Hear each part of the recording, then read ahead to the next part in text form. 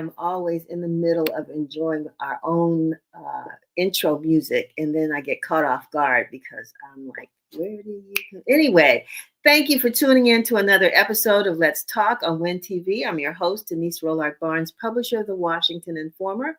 And here we are. We're still in the month of May, even though the time is ticking. It's going by so fast. It seems like yesterday it was January. But May is full of national celebrations and observances like Small Business Month, Military Appreciation, Memorial Day, National Foster Care Awareness, Mental Health Awareness, and Older Americans Month. You know, last week we had the honor and pleasure of highlighting a senior in the DC area who goes swimming 4 times a week at almost 91 years old. Has been told that it's the best thing for him and gave us some advice on why he continues to swim every day, even with a knee that he's had some problems with, and it's been the best thing for him. So we're going to continue to do some spotlights like that. And if you have folks that you think we should talk to and interview, feel free to reach out to us at news, at washingtoninformer.com. We want to hear from you. So anyway, here we are. It's a Memorial Day weekend, and the weather's not the greatest, but we needed the rain. We've had a lot of that this week, so I won't complain. And this weekend should be pretty good weather-wise for those who have made Memorial Day plans. And speaking of Memorial Day, Washington Informer reporter James Wright wrote in this week's edition of the Informer a fascinating story about the history of Memorial Day. And of course, I mentioned this, and it's in the Informer because, well, guess why? It was Black folks who helped to establish this occasion by honoring in 1865 in Charleston, South Carolina, this day to honor those who had lost their lives and were not really being recognized during the Civil War. So James got a chance to talk to Frank Smith over at the Civil War Memorial and some others. So I want you to pick up a copy and read James's story and so much more news that I think you truly enjoy and will inform you in this week's issue of the Washington Informer. And of course, we have a guest that will be coming up later on in the show who's going to fill us in on some of this as well. Before we move on, I just want to extend our prayers and condolences to the families of Iran Lashchinsky and his girlfriend, Sarah Milgram, the 2 Israel embassy employees who were killed on Wednesday night outside of the Capitol Jewish Museum, located downtown DC near police headquarters at 575 3rd Street Northwest. You know, the museum, which honors the Jewish history and culture in the District of Columbia. We think about the Holocaust Museum, but this is a Jewish history museum because there's a lot of Jewish history in the district that many of us really probably should take some time once the museum reopens to visit and learn about. But it opened officially on June the 20th in 2023, so it's not even 2 years old. So for many, the news around this horrendous crime reminds us of, in the Black community, of the 8 worshipers who welcomed a stranger into the historic Black Mother Emanuel AME Church in Charleston, South Carolina. And those 8 individuals who were murdered while bowing their heads in prayer during a Bible study. It's sad that gun violence is still the #1 major public health issue impacting all of us, no matter where we're from. And the people behind those guns often use them for reasons that the public health community, the mental health community, has not been able to put its finger on. So let us also send our prayers for, speaking of gun violence, to the young 14-year-old girl who police say accidentally shot and killed herself this week while recording a video for social media. Really? Guns are not toys, folks, and our kids are too often the victims and sometimes the perpetrators of gun violence, and how these dangerous weapons are getting into the hands of young people is a question that many officials, MPD, government officials, so many others have not been able to answer. But they say it's almost as easy to get a gun in the District of Columbia, which has some of the strongest gun laws in the country, easy to get a gun as it is to get a bag of chips. We got to do something about it. And so we don't know what these two incidents are going to bring. It's been a very violent week in the District of Columbia. And we certainly are not looking for any outside intervention necessarily to solve our gun violence problem. This is a problem that we need to work on ourselves. But we realize with the Jewish Museum situation that violence in this type of criminal activity can happen anywhere, for any reason, to anybody, by anybody. So just be safe, folks. Just be safe. So in our first segment of Let's Talk, it's brought to you by the DC Housing Finance Agency, the organization established to administrate affordable housing programs and resources for DC residents. And we're thrilled to welcome Christopher Donald, Executive Director and CEO, who shared the incredible details about the Fifth Annual Todd A. Lee Scholarship, designed to nurture the next generation of affordable housing leaders, and how the scholarship is making a difference in our community. And then in our second segment, we have an enlightening discussion scheduled with John W. McCaskill, historian, educator, and reenactor from History Alive. And as we approach Memorial Day, John will share pivotal insights and stories that bring history to life, reminding us of the significance of this important holiday. And then for our third segment, our lovely reporter, Jada Ingleton, will interview Kenya Hutton, President and CEO of the Center for Black Equity, a proud advocate for the LGBTQ plus community. And they're going to talk about DC Black Pride 2025, which is part of the World Pride community conversation that's happening during DC Black Pride Week. So we welcome him and the information that he's going to be sharing with us in that segment. And for our last segment, we're going to talk with Prince George's reporter Richard Ellington. He'll speak to us on the Maryland General Assembly session, the budget, and various energy issues impacting Maryland, and specifically residents in Prince George's County. So this episode is jam-packed with exciting topics, and we hope you're ready to be informed. But before we start today's discussion, I want to remind you to pick up a copy of this week's issue of the Washington Informer. You know, I always like to show the print issue, so make sure you get a copy and become a subscriber to receive the publication directly, either by mail, because you can still subscribe and have the paper mailed to you every week, or you can sign up and it can be emailed to you directly into your inbox.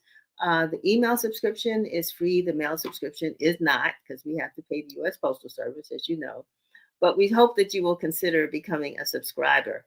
And while you're watching the show today, don't forget to spread the word by sharing this broadcast on your social media channels, and connect with us on Facebook, LinkedIn, YouTube, all the social channels where we are. And we want you to subscribe to our YouTube channel, Washington Informer TV. There's no spaces. You can see that below, Washington Informer TV. When you know that you're there because there are no spaces, you're in the right place. And that way you can catch up on any of last week's episodes you might have missed, or and share some of those episodes. You know, our goal is to get up to 3,000 hours of watch time on Let's Talk videos on YouTube. Maybe someone can explain to me why I'm asking for that, but you know, we certainly do want you to subscribe to our YouTube channel. We love to have you watching our programs, so go ahead and sign up. And we only have 772 hours left to go on those at that with that watch time. So, you know, you can make up a difference. Maybe even 30 minutes will help us. Okay. All right. So we're going to move on with our show. Thanks for allowing me to share our opening segment with you. And now we will get to you our weekly news broadcast by Curtis Knowles. This is Win TV News, bringing you the news that matters. In DC's Western Market near George Washington University, a new vending machine is selling literary treats. Litbox is a vending machine that sells books exclusively by DC area authors and was the brainchild of Washingtonian Lauren Woods. Wood says she was inspired to create the literary vending machine by a monthly reading series she and her family launched from their home in 2023. The price of the books in the lit box are the listed retail price plus sales tax. The least expensive book currently is only $9, with the most expensive being around $28. Wood said going forward, she wants to have people from the local literary community recommend books, saying, quote, "I am also really interested in literature that opens worlds, builds empathy, and allows you to occupy someone else's mind for a little while." Maryland Higher Education Commission and the Aspen Institute College Excellence Program are coordinating efforts and resources among 25 public and state-aided educational institutions in Maryland for a new program that works to boost educational and career opportunities for community college students. The Maryland Transfer Intensive Program will include activating a statewide presidential steering committee on transfer student success, data reporting recommendations, and supporting college leaders and teams in improving transfer practices. MHEC Secretary Dr. Sanjay Rai commented saying, quote, "Maryland is proud to be one of the nation's leading states when it comes to higher education attainment, and this transfer initiative solidifies our commitment to becoming number one." An audit has found that Maryland's Office of the Chief Medical Examiner has misclassified dozens of deaths in police custody, many of which independent experts unanimously deemed homicides.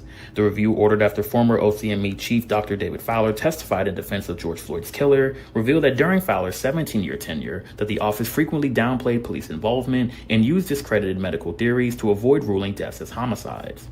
The report comes after the national backlash over Fowler's testimony in the 2021 trial of former Minneapolis police officer Derek Chauvin. Fowler claimed that Floyd's death was, quote, "undetermined and not a homicide."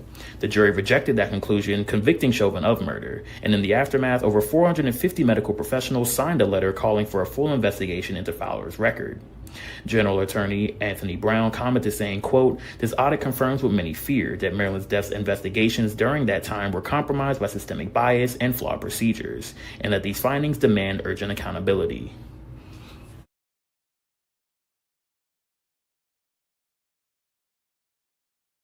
This segment is brought to you by DCHFA, your homeownership resource in the district. Well, good afternoon, Christopher Donald, Executive Director and CEO of the DC Housing Finance Agency. Thank you for joining us here on Let's Talk. Afternoon. Glad to be here. Thank you for having me. Oh, my pleasure. My pleasure. I want to talk, I know we're going to talk about a special scholarship event that you all are sponsoring there, but I want to find out a little bit about you and your role there at the at DCHFA and kind of your journey, how you got there. Sure. So I've been here at the agency over the last almost 9 years in October, as leader in this seat for the last almost 6 since 2020. But my journey here was a bit of a windy road. I tell people I'm a recovering developer, have done real estate development twice in my career from an entrepreneurial perspective, but really fell in love with the built environment as a child. As a little kid, I used to watch This Old House and love to see things being put together and houses and communities being transformed. And so for me, every day I get to kind of live my dream of being able to impact the world in which we live. So it's just, it's really a pleasure for me to be here. No, that's wonderful. And when we dream, of course, we dream about communities and what we hope that they can become if they don't fulfill that dream currently. And with you being with the district for as long as you have, I mean, in what ways do you think that we have fulfilled your dream and others in making DC sort of, that place that we want to call home? So I remember visiting the district for the first time in 1993. I was still in college. Marion Barry had just returned. The police chief was Black. The fire chief was Black.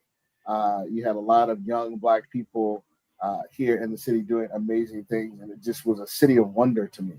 And so the city has always represented so much opportunity. I was telling someone a couple of nights ago, I don't think that I could have done all that I've done in my career anywhere else in the world, in the country, than the District of Columbia, because, having talent, working hard, being an African American affords you certain opportunities in the city, unlike anywhere else. And so this city has been a city of dreams for me. It's been an opportunity to try and do different things, to encourage others who are like me, who come from similar backgrounds. And then we're the center of the universe, quite frankly, right? Like, we are the nation's capital. And so much happens here that doesn't happen anywhere else in the world. And so I view it as a privilege to be here, to be a part of the ecosystem, to be able to inform what happens with housing policy here on the ground, which sometimes translates nationally. But we have a really unique position here in the city to kind of set a star. And I think that our leaders, our mayor in particular, has been very committed to investing in affordable housing, which has made my job very easy, right? To the extent that she has put in $100 million every year. So on a per capita basis, no one else in the country has done more for affordable housing than we have here in the District of Columbia. If you look at the ecosystem of developers, it reflects the community that they serve, right? So there are a lot of people who are in the affordable housing ecosystem here in the district. It's much more diverse than it is in a lot of other places around the country. And so I take great pleasure in that and really look to facilitate and grow and nurture that so that that can remain as diverse as it is. So I feel really lucky to be able to serve here in the district and do what I do. Yeah, I know that affordable housing is a hot topic issue as well. And every time there's an election, I mean, folks talk about that a lot. And you know, it's a challenge. You know, our major cities across the country now are becoming somewhat unaffordable for certain segments of the population. And I know, as you said, the mayor's put a lot into making that a possibility. But I mean, how far? What do you think? How far have we come? Do you think that there's, you know, enough for folks to say, you know, things are working for the average district resident? Listen, one of the reasons that I love the industry that I'm in is because I'll always be needed, right? Affordable, you will never be able to build enough affordable housing, right? We will always need more because affordable housing covers more than the median, right? It's for a lot of people. And when we look at the standard of not spending more than a third of your income on housing, that's a very tough standard to meet in today's environment with rising costs and lower wages for lots of folks. And so we've done an incredible amount. The mayor was able to deliver the 36,000 units by 2025, right? And now we are working on setting additional goals to work towards, but there's always going to be room to do more as it relates to delivering housing that is attainable and affordable for the average American. Yeah, well, the you know, we're here to talk today about the Todd A. Scholarship that comes out of your office. Tell us who Todd Lee was. Todd Lee was my predecessor here at the agency. He was an amazing Black man. He was an incredible leader, somebody who I looked up to tremendously, and probably one of the most influential folks in my personal professional life that I've worked for. Todd was very committed to the community. He was committed to excellence, to innovation.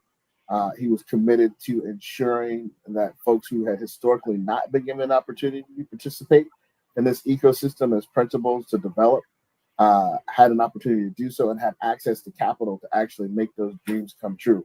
So it's one thing to say that I'm committed to diversity. It's another thing to then take the resources that are necessary to promote that diversity and put them out there so that people can actually grow and build something. And that's really the legacy that Todd established here at the agency. And so the scholarship is aimed at who? The scholarship is aimed at the next generation of young people who are coming into the industry. And so we want to encourage young people who are interested in real estate, affordable housing, and that entire kind of ecosystem, whether you're an architect or an engineer, or a contractor or a developer, anybody who's got a desire to participate, we want to encourage them. And we want to encourage faces that are not traditional faces that you see in those seats, because we believe that that diversity of perspective informs a much richer context and community ultimately, right? When you have different ideas that kind of come together and struggle for, primacy, at the end of the day, that debate and that kind of working against one another to get the best solution generally comes up with the best solution for the community. So we want to promote that. Who qualifies for the scholarship? So we are supporting district residents who have completed their freshman year, their rising sophomores. Okay. They've got to provide their transcript. They're going to have to maintain a GPA, and all this information is available on our website. So if you go to our website and you go to the About section, you can look up the Todd A. Scholarship and find out what all the requirements are there. You need to be pursuing a bachelor's or master's and an undergraduate program at an accredited university. And we will give you a scholarship of this year of at least $5,000 if you qualify. We don't have a limit on the number of scholarships, so we're encouraging people to please apply. We have to date given over 20 scholarships over the last 5 years or so. Wonderful. To applicants, and we want to do more. So if you're in school and you have an interest in the affordable housing field, then I would strongly encourage you to take a look and apply.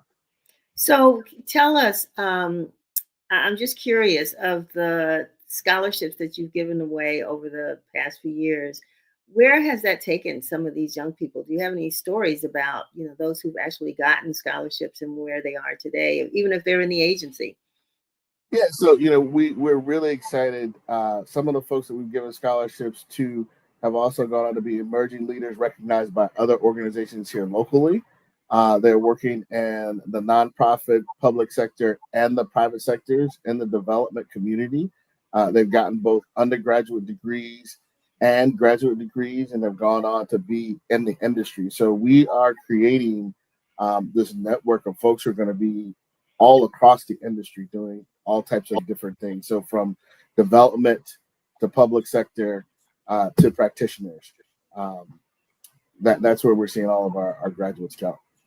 We talk a lot about career opportunities for young people, Mr. Donald, and I know that some folks are just trying to figure out, how do you get into this? You talked about watching Our House, and that sort of stimulated your interest in development and your career path. A high school student or a parent that's watching this right now, knowing that a scholarship is available for them down the road, but how do you identify that this is something as a career path for you? Any advice you would give any young folks that might see this? Yeah, no, that's a wonderful question. Look, I had two parents who had a relatively high level of exposure who were both college educated, and I didn't know what a developer was until I was probably in my 30 years old, right? Mm-hmm. Because it is not something that the average person can articulate, right? And so at the end of the day, as young people are looking around at different opportunities that they're interested in building something, whether that's housing, whether that's office buildings, whether that's retail. If you got an interest in having the ability to shape the world around you, then this is something that you should really consider, right? And there are lots of different ways to enter. You can enter it from a design perspective in terms of being an architect or an engineer.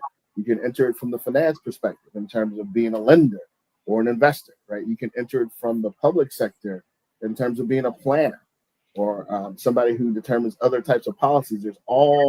There's a lot of different entry points that get you into this ecosystem. And I would encourage young people to consider them all. But if it's something that, is of interest to you, then I would encourage you to apply for the scholarship. Wonderful. Well, I want to thank you so very much for taking time out to be with us today to share the information about this scholarship. We hope that we can encourage folks to apply so that we can add to the list of folks that you all are celebrating who receive the benefits of the scholarship. We're putting the information up again. Any last notes that you want to add before you go? No, I just love to see as many young people come forward as possible. We want to support you all and see when we are excited about the next generation. Going to do everything that we can to make sure that you guys are successful. So thank you. All right. Thank you. It's my pleasure. And we will see you again when you've got something else to share with us, Mr. Donald. All right. Take care. Have a great weekend. All right. You too. Thank you. Bye-bye. This segment was brought to you by DCHFA, your home ownership resource in the district. So it's my pleasure now to bring on John W. McCaskill, historian, educator, and reenactor from History Alive. John, thank you for joining us here this Memorial Day weekend to Let's Talk. How are things going? Well, first, let me say thank you so much for having me. I'm very delighted to be here. You know, what you've done in journalism is just absolutely amazing. And we know the history of the Black press. And I can't think of you without thinking of your dad, the great Dr. Calvin W. Rolark. So thank you so much for having me. No, my pleasure, my pleasure. And you know, we record history every day, and so you and I are making a little bit of history right now just to be here together, Thank and you. talk about what you do with History Alive and just your engagement in history as a profession. What was your path into discovering your love for this topic? You, looking back on my life, my vision is 2020. But as I was going through the process, I didn't necessarily know that it was a process. I mean, history's been my passion since 8 years old. My report cards used to come home, John's a good student, he just talks too much. But when history was being taught, I was quiet and I was paying attention. And then my parents exposed me to a lot of stuff. I mean, it was because of mother that I got to go to Pearl Harbor for the first time. We would go to different places of historic significance. And even now, if I travel for whatever reason, there's got to be some history in it. And I've had a lot of influences over my life. Hanging around with the right people at one point changed my life, but also watching a different world on television where I saw folk who looked like me going to college and I had to tune in every week to see what was happening on Hillman's campus. So there was a lot of things that influenced me to go this route. And at some point you begin to understand what your purpose in life is. And for me, it is teaching the principles of leadership and teamwork to the next generation using history as the vehicle through which to do it. And so I get an opportunity to do that in a lot of different places. But yeah, that's it in a nutshell. So tell us about History Alive. So John W. McCaskill, History Live, teaches the principles of leadership and teamwork to the next generation using history as a vehicle through which to do it. And so I've had the opportunity to present, sometimes in contemporary clothing, sometimes in period attire, and just presenting aspects of history that maybe people didn't know about, right? And it's funny because when I was in graduate school, a lot of my papers leaned towards African Americans in military history. And so, you talk about the Tuskegee Airmen and Frederick Douglass and so many others, and that's how it was for me. And so we do that. I also take people on excursions down on the National Mall where we'll go and talk about the memorials. I have various tours that I can do there. A standard tour, and then there's a Black History tour and a military history tour. It just depends. And we'll go and we'll talk about them. Many times people will see these memorials and be like, man, that's nice, but not understand the symbolism and the stories behind it. And so that's what I also do as well. So the reenacting part, that's what fascinates me. I want to talk a little bit more about the other, but that's the whole reenactment. I definitely love when the Emancipation Day events happen, and there are a couple of folks from DC who you can always count on, dressed in civil rights, what am I trying to say? Civil War attire. Civil War attire. Thank you. And yeah, they were fighting for civil rights too. But Yeah, absolutely. Yeah. So I mean, is there a group, or do you all do this together? Is it collaboration? And how? I mean, how did you decide that you wanted to reenact in some of these characters? It's one of those things where you end up doing something, you don't see it at the time as being significant, but over time it does become significant. To answer the first question, there are groups, and I know a lot of them, and Dr. Frank Smith, he can tell you there are a lot of folk in this area who do Civil War, USCTs, United States Colored Troops.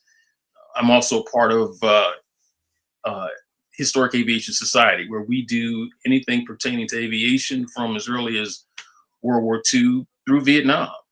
And so there are different groups around that do those types of things. And, I think I got exposed to this. I think I was just doing a program down on the National Mall of the World War II Memorial. I was working with the Park Service at the time. And I just got a couple of pieces of B-3 jacket and a Crusher hat. And we had a program down there one day, and we invited swing dancers. We invited a whole bunch of other folk. And I met some folk who I am working with now. And, you know, the excitement, the only thing that's the most exciting thing, second to reenacting itself, is finding and researching your kit, right? So Mhm. you look to find out who was wearing what during what periods. I mean, the Civil War attire around 1872 starts to change, and you find that out. And then there are different places you can actually order this stuff from. And Wow. some stuff is listen, some of this stuff is authentic, right? I got a flight computer for maybe like $20. I think the person who put it on eBay didn't know what it was. And you know, so that's how you end up finding that stuff. And if you don't know about it, then you go to people who are doing it and say, hey, what do I need to complete this kit here? So I do everything from my earliest impression is Revolutionary War, as late as the 1960s. I call that civil rights Vietnam. So I've got a civil rights, a 1960s outfit that I have, but I also have uh, Army impression, infantry, right? Vietnam. This was the third pattern around 67, 68. And then I built a helicopter impression. I think one of those pictures showed up. And now I'm building an Air Force pilot, Daniel Chappie, General Yeah. Daniel Chappie James Mhm. was a fighter. He fought in 3 wars. He's considered a Tuskegee Airman. And so I'm building an impression around him. Now, I don't normally do the person. I do maybe in first person somebody who was with them. So I can tell various stories. It's what I call historical theater, right? Exactly. Much of it is like a lecture, right? Except I'm doing it in first person. And the other part is acting this thing out as if I was really there. And I stumbled onto that, and it has worked. So that's what I do and how I do it. So, you know, I think one of the things, and that's exciting, that you know, we try to encourage people to visit museums. We've got some amazing historical locations throughout the DMV. But there's something about that person like you, the reenactor, who can tell that story that really brings the history to life. You know, I'm just wondering if you've ever had sort of a powerful or an emotional moment, you know, when sort of the response that you got from your audience really impacted you. Oh my goodness. Yes, ma'am. I mean, and that's like most of those experiences. I was thinking about, I've done programs for the National Museum of African American History and Culture. I've been doing programs for the past 3 years or so. And the first time I did my Vietnam impression, you know, as I went through, as the year changed, I would sing songs that were top at that point, right? So you had Motown and all that stuff. But afterwards, you know, a young kid came up and he's asking me questions, and it really got to me. And you know, and because his grandfather just died, but his grandfather was a veteran. So, you know, I was telling him just how great his grandfather was. Stumbled over Miss Amelia R. Jones, who was in hospice when I met her, and she had no idea she qualified as a Tuskegee Airman. Wow. And before she died, we were able to get her Congressional Gold Medal as a participant as a Tuskegee Airman. And oh my goodness, there's another instance. Nathaniel Johnson, African American guy, he was at World War II. I asked him, "What did you do?" He said, "Oh man, I'm a truck driver." I'm like, "You were part of the Red Ball Express?" Man, let me tell you, I lit up. He started tearing up. And about 20 minutes later, there were some middle schoolers who were dancing some of the swing music, and they were in step. And I said, "Oh, that's nice. They're in step." Then, like 26, I'm like, "Wait a minute, somebody had teaching that." Went over to him. I said, "Hey, see that guy over there? Just go over there and thank him, and we'll talk about it later." And he went over there and started thanking Mr. Johnson, and Mr. Johnson starts tearing up again. And I got a picture of all of them standing around me, and they were 7th graders at the time. This is quite a while ago. Those kids now are in college or finishing college, and it's interesting that whatever they've chosen to do, part of it is because they're standing on the shoulders of Mr. Johnson. Yeah. So that got me. But I think the biggest story right now is Calvin Bouknight, who was a McKinley Tech graduate, 1959. He was in Vietnam, conscientious objector and a medic, and he was killed in the first major battle, Ya Drang Valley. And he won the Silver Star posthumously, but it was never on his headstone. And this time last year, you know, after going to the superintendent, we got that. We had a service for him, a remembrance service. That thing moved me. Most of the people in the program were from McKinley or Army or whatever. And my keynote was the first African-American female medevac pilot. which I didn't know until like 2 days before. I'm like, well, you never told me that. So yeah, it's sometimes I have to pinch myself, say, man, am I really living this thing out? And yeah, I am. Yeah, I'm so fascinated with history and stories. I could listen to you all day long because it just seems like you just, the path takes you to so many different directions and opens up so many doors. It's really, really interesting. In the opening, I talked a little bit about, the establishment of Memorial Day, not really realizing, and I'm glad that James Wright in our paper wrote about what happened in Charleston, South Carolina. How can you add to that story? Can you give us any more details about the history of this holiday that we're all celebrating with cookouts and what have you? Yeah. So, listen, I have to read the article, but I'm sure it's been covered.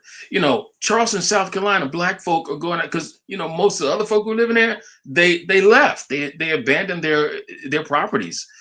And so Black folk are there and they're putting, it was called Decoration Day at the time, and they're putting flowers on the graves of these folk who served. Over 209,000 men of color served in the United States Army and the United States Navy during the American Civil War, and 38,000 of them died in the process, spilled their blood in the sand. And so you've got Black folk going out, putting flowers on their graves, and pretty much all of the graves of those who fought for the United States Army during the Civil War. And it started to catch on. And by 5 years later, that thing is catching on. It's all over the place.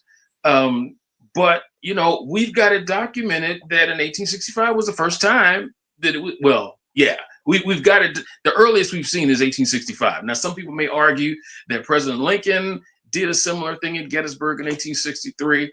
But what those folk in Charleston, South Carolina did caught on.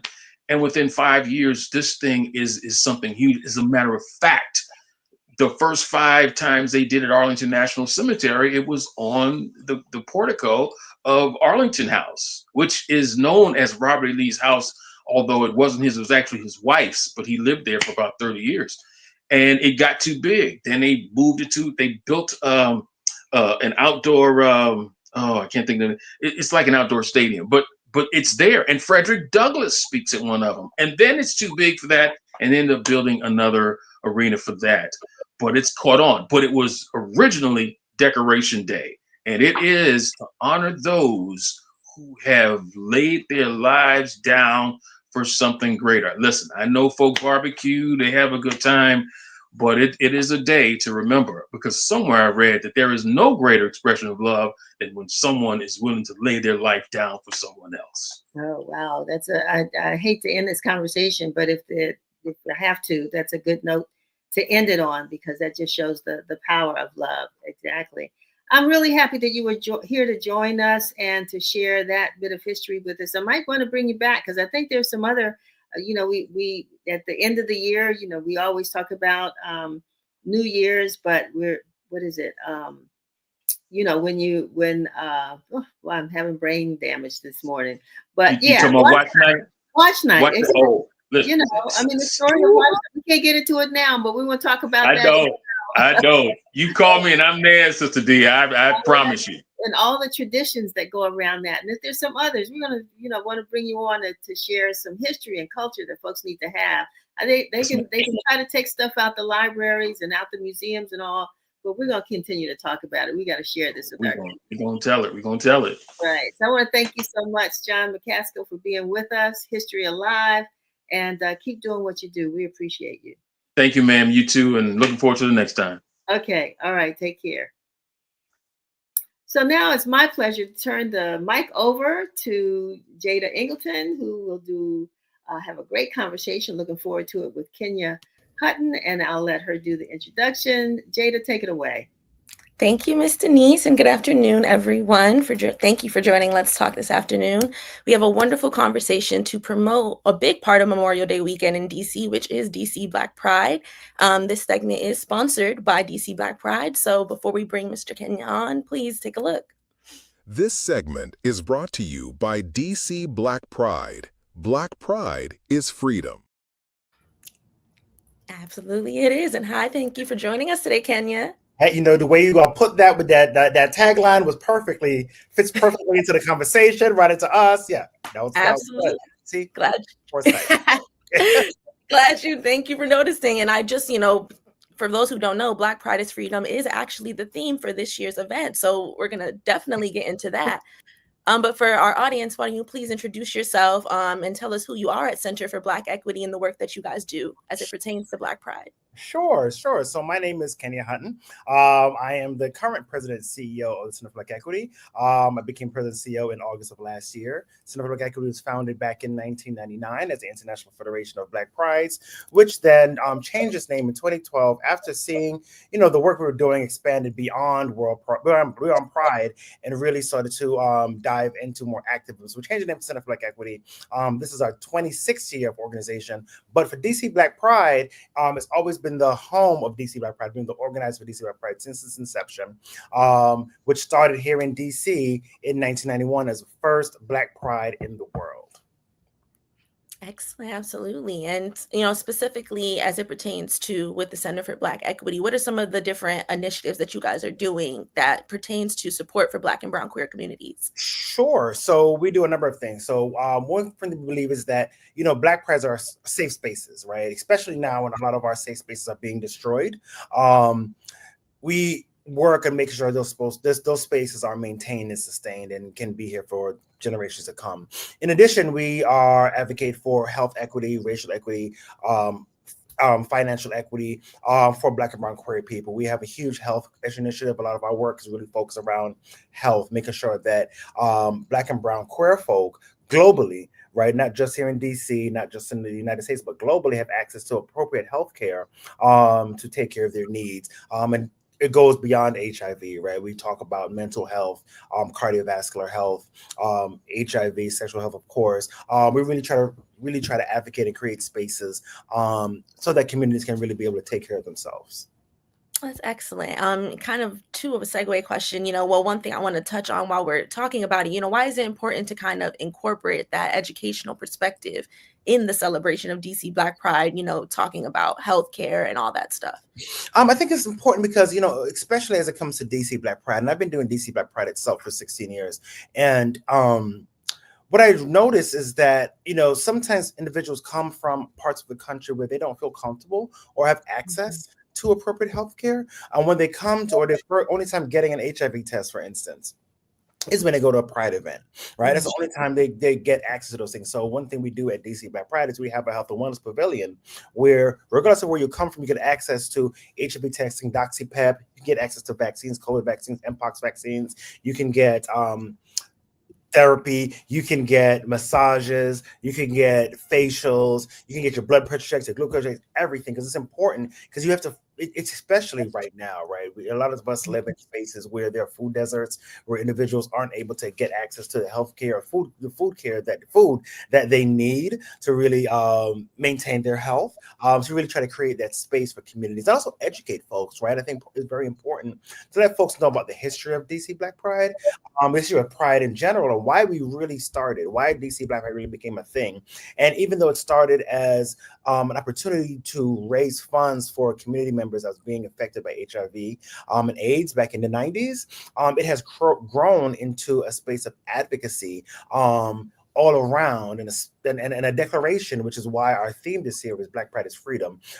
We had a different theme last year that we thought we were going to do, but then with the direction that the current political and social climate is going, we switched our name to Black Pride is Freedom as a declaration that we are going to be free. We're not going in the closet. We're not going away. We're going to live authentically, freely, as our right as human beings and tax-paying citizens. Absolutely. And I appreciate that full circle history roundup, bringing it back to this year. And it's extremely important. And, before we dive strictly into DC Black Pride, you and I had a conversation where you essentially told me, you built yourself up to your role as president of the Center for Black Equity. And so, with your various roles and contributions, how has it been a kind of a pivotal impact in your own life being a part of something so instrumental? Yeah, I tell folks a lot that very early on, I wanted to create a world that my nieces and nephews and other generations behind me, that they don't have to go through things that I went through, right? I navigated so many pitfalls that where I shouldn't be where I'm at today. But by the power, the higher power had a different path for me. They wanted me to be here. And I've been really thinking about it this week as we have been gearing up for DC Black Pride, and also hearing the news and seeing what's going on, that I have been given a charge, right, to create this space for not just future generations, but this generation today, right? Creating that safe space.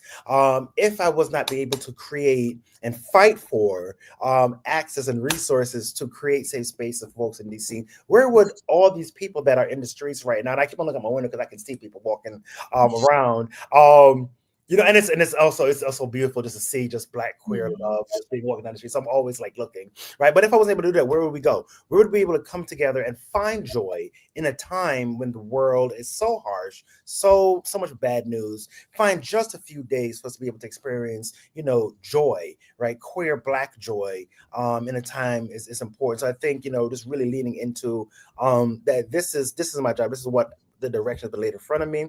This is what I'm here to do, and really owning it and falling into that. And starting, I started off, my first interaction with the Center for Black Equity was bartending at the event, right, where they had the name change, right? I was in the middle of jobs, and a friend of mine, hey, we need a bartender. He knew I was bartending. He said, we need a bartender to serve some beer and wine. I was like, sure, I'll do it, for a couple of dollars. And then from that moment was my first actual interaction with the Center for Black Equity, to now being the president and CEO of the organization. It really is great to be here and be, advocating and creating spaces for us, not just for gay men, but for, queer folks, and not just for queer folks, right? I think that's something I need to want to make sure that all the listeners and viewers understand, is that this fight for gay rights is fight for all of our rights, right? We're fighting for women's rights, men's rights, seniors, youth. We're fighting for everybody, because us in the queer community, we live at these intersections. I'm not just a gay man. I'm a Black gay man, right? Folks in my community are Black gay women, right? They're Black gay youth, Black gay seniors. So we're fighting for all of our rights at the same time while fighting for queer rights. So I think folks need to also realize that, and not allow them to segment us, and realize that we are not, these single lens people. We have a variety of issues that we deal with. We are intersectional. So when we're fighting for these rights, we're fighting for all of our rights all at the same time, as we're out here trying to enjoy ourselves and find joy at the same time. That's a beautiful point, Kenny. And I'm glad you pitched that out for, our audiences to know that this isn't just for the Black queer community, but essentially a broader, message is behind it.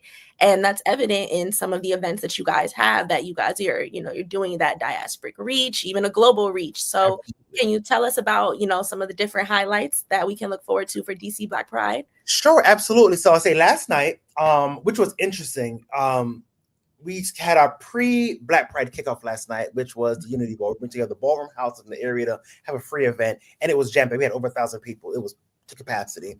Tonight, we're having the opening reception, which is free. However, we are actually currently sold out on tickets. We are sold out on tickets, which is great, which just tells me that, yes, people are here, people are interested, people want to come, right? We are going to be doing a limited amount of pre-sale tickets starting at 2 o'clock, because I always build in a little extra bubble. So we'll be doing that between 2 to 5. Doors open at 5, show starts at 7. Our headliner is Iniko, who goes by they, them pronouns. Black queer, we have T.S. Madison, Monroe Elise. We have Carrie Colby, who is on RuPaul's Drag Race All-Star Season 10. That's airing tonight. It's her premiere episode. Anthony Oaks, Apple Ron Betty, Heather Mahogany, Lyrical Monara, Lupita Leonard, Ink, Van Garson. Some people not even on the flyer. Billy the Goat, Eva Marcel from America's Top Models come by. We have a star-studded stage, again, free of charge, right? Because I believe if you spend money to come to DC, which is not the cheapest place to be, right? You pay money to get here, you pay for a hotel room. As a thank you for coming to DC, we want to give you something free. So this is kicking off tonight. And then tomorrow at 11 o'clock, we start our series of workshops where we're going to be talking about mental health. We're going to be talking about raising a Black queer child, like self-care as a parent of a Black queer child, right? We have a DC Black Trans Pride. We have women's conversations. We have conversations with everybody. We have the first deaf and blind journalist is going to be doing a workshop about what his struggles was like. We have so many things going on tomorrow. Then we have our health and wellness pavilion, which I mentioned earlier, which is going to be an array of healthcare services. It's open again, all free of charge. And then we'll close out the day tomorrow with our Mary Bowman Poetry Slam, where we're bringing together poets from around the country to come and compete for cash prizes, which is always great. Jam-packed event. And then on Sunday, we have our interfaith service, where 11 affirming churches come together to create a space for spirituality and connection, especially after all the partying this week, and some of you to just ground yourself. So we have that. It's also going to be, and all of this I'm talking about is hosted at the Host Hotel, the Capitol Hilton, 1001 16th Street Northwest. And then right after that, at Hook Hall, we're having a Babes and Brunch fundraiser where we raise funds to go to another or a different organization. Last year, we donated to the LGBTQ Suicide Prevention Coalition. And this year we have, current Miss Continental Raquel Lord, former Miss Continental Sasha Garson, from RuPaul Drag Race Akira Davenport, Baltimore Queen Maya Dubois, Miss Black Pride International Saraya Sinclair, DC drag icon Shaquita Lee, DC drag legend Haven Garcon, Paris, all amazing talent we're bringing you. And again, every dollar gets donated to an organization here in the area. And then we spin off, right? Because this is World Pride, so we can't just have all the Black stuff in one weekend, right? We spin off to on May 27th, 28th, 29th, we have the Black Queer, with the first inaugural World Pride Black Queer Film Festival. That's going to be hosted on Howard University's campus, which I think is significant, hosting that on an HBCU such as Howard. And then right after that, June 4th, 5th, and 6th, we're having the Community Conversation Summit, which is going to be a space where community members can come talk. You might not be able to afford or have the opportunity to go to a human rights conference, but in the evening from 6 to 9, you'll be able to come and get some of those impactful conversations, be able to meet some of the movers and shakers and really get filled and energized to be able to go back out and do the fight that we need everybody to be able to do to get us through the next couple of years. Excellent. I mean, it's a fun-filled pack, and I love that you guys do have that pre and post connection with these different events, getting people involved throughout the entirety of the month. Absolutely. So that's excellent. And, what are some of your own personal favorite events? And, what do you hope people could take away from their first or their 34th DC Black Pride? Yeah, so definitely the Unity Ball. Open reception is always my big event that I'm always excited about because it's really getting a chance to celebrate community, right? We get to honor folks. We get to have all these celebrities come in for us, not for anything else, but for us. And it's great. Also, another thing is, this year BET was able to collaborate with BET to host the Black and Iconic Soiree, which is going to be tonight. It's an event really honoring Black queer celebrities. So I want people to walk away. If this is your first time, realize that you are connected to a community that is so wide and vast and diverse. Even if the area you're coming from, you may not see a Black queer community there. There is a community that you're connected to just by being Black and queer. When you come to DC, you'll see that. You'll see the folks, like I said, walking down the street, right? I tell folks, if it's your first time and you're not sure, you come in, you're gonna probably walk away with a gay auntie or a gay uncle or someone that'll help you, and always be okay with having a conversation with folks, which is why we have our workshops, because we want people to realize that there's some people out here that either have gone through or are going through some of the things that you're going through and can really help navigate this space so you don't have to go through the pitfalls we did. And if it's your 34th, thank you for coming back. We're going to keep on going strong, and we're going to be here for another 34 years. So we want everybody to come and enjoy themselves. Absolutely. Thank you so much, Kenya. Is there anything else? We're going to put DC Black Pride links at the bottom of the screen so people can get involved in these events and learn about what's going on. Is there anything else you want our audiences to know about DC Black Pride? We're here. We're queer. We're not going anywhere. I feel like I say that all the time, but it's even more important right now. You want to have a good time. You don't have to be gay. You don't have to be a lesbian. You don't have to be trans. You don't have to be Black to come to DC Black Pride. We are welcoming to everybody, as folks do, right? As we do. We are open and welcome to everybody. You come. You want to be part of our environment. You want to try our food. You want to dance to our music. You want to learn about our culture. This is a space for you. Come on in, sit in a room, get fed, right? Not just with your belly, but just get your soul fed right here at DC Black Pride with you every year. And this year is going to be off the charts. Awesome, Kenya. Well, we here at The Informer look forward to keeping up with all the events that are going on this weekend and just in general. And thank you so much for the work that you're doing as president of the Center for Black Equity to ensure that these spaces continue to not just survive, but thrive in DC There and you beyond. go. Survive, not just survive, but thrive. That's my line. There you go. Yes, it is. I hope I plug that in directly from you. Thank you Awesome. for Have having a me. great day and have a great weekend, Kenya. You as well. Thank you so much. Absolutely. This segment was brought to you by DC Black Pride. Black Pride is freedom. Hi, Miss Denise. Well, I'm back. That was an amazing conversation. So much going on, and I'm really happy to hear Kenya really sound so enthusiastic. I mean, there's a time when people talked about the community that Black folks were excluded, but it sounds like you create the space for yourself. Yeah. And that's what they've been able to do. And I'm really excited about that. We're almost out of time, but we wanted to get Richard in here if we could quickly. Richard Elliott, Prince George's County reporter. Richard, there's a lot going on in the county, and we got like 4 minutes to talk about it all. I need you to unmute yourself though, Richard. Thank you. Good afternoon. And we can start with something that's really, really boring that the Prince George's County Chamber of Commerce to share. And that's about something that Prince George's, DC, and several other states share. That's our shared electric grid.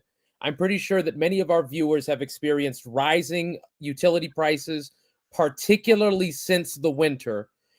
In the Washington Informer, I recently wrote an article, I believe 2 weeks ago, regarding part of what's causing this. We have a shared energy grid called the PJM. I think the name is about Pennsylvania, New Jersey, and another state. So we're part of a grid that involves Michigan, parts of Illinois, Pennsylvania, West Virginia, 14 states, and DC.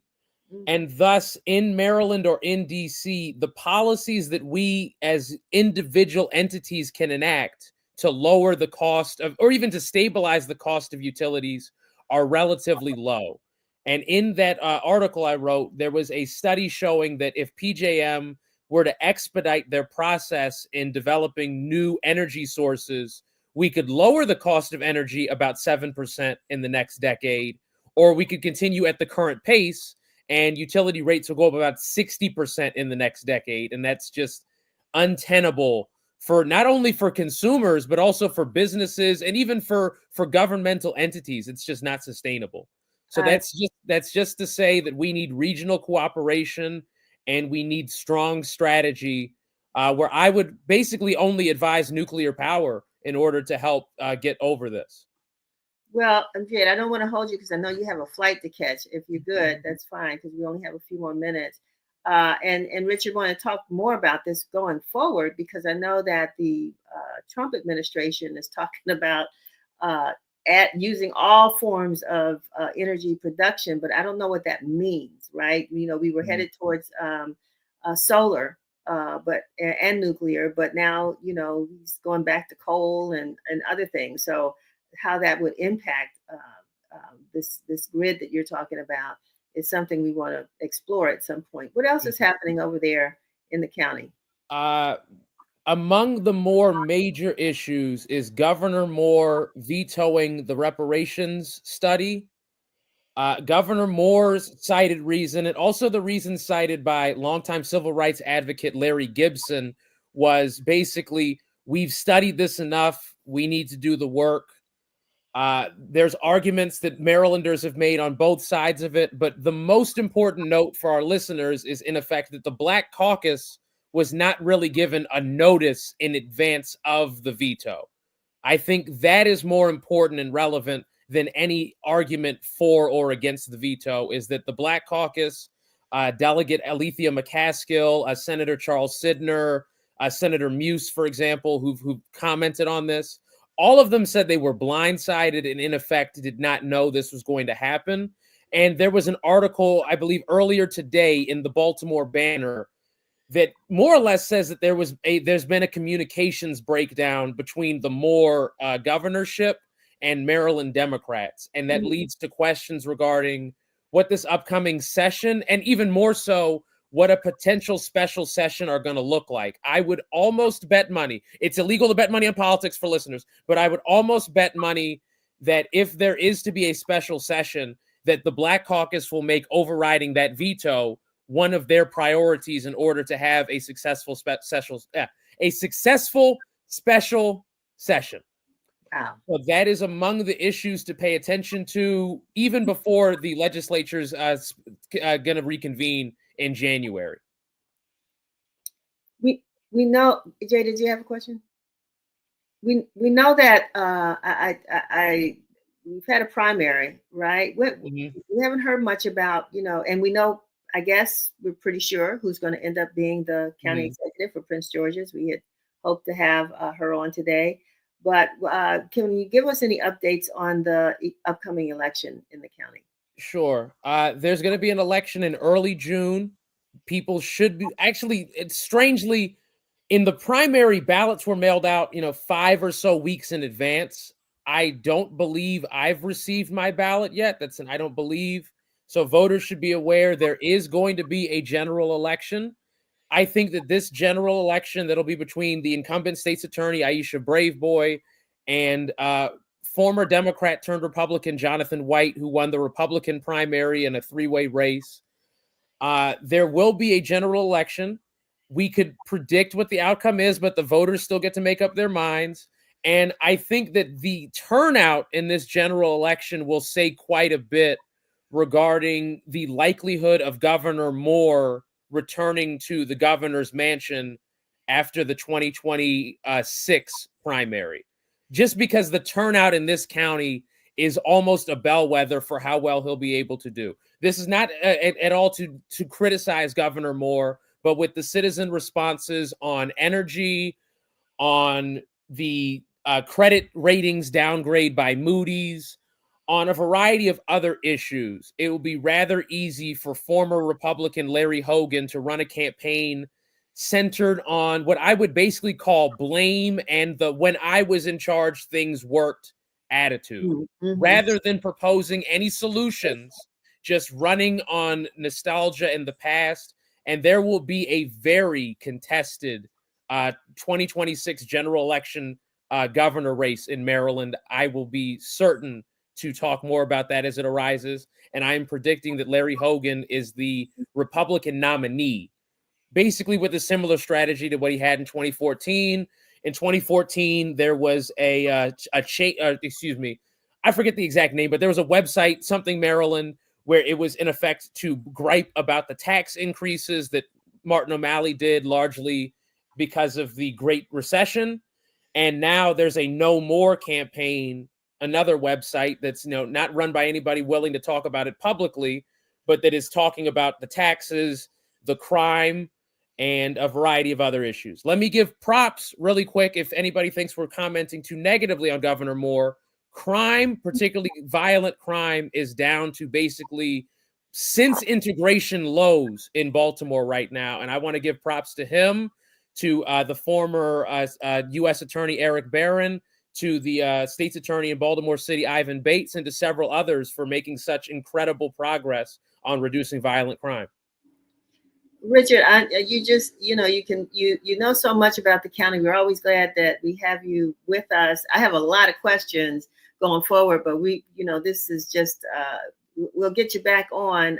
I'm curious about voter turnout in the county. I'm curious about the new, what do you call it?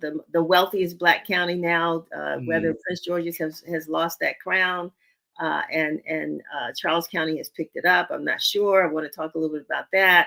And then, like you said, crime, schools, new leadership with the county council, all of that. So I know you're up to speed on that. So we'll get you back on so we can talk about some of those issues. I try my best. And thank you so much for giving me such good questions. And Jada, for you always having good questions. Thank you, Richard. I hope to be an expert of some city or county in the DMV, just like you soon.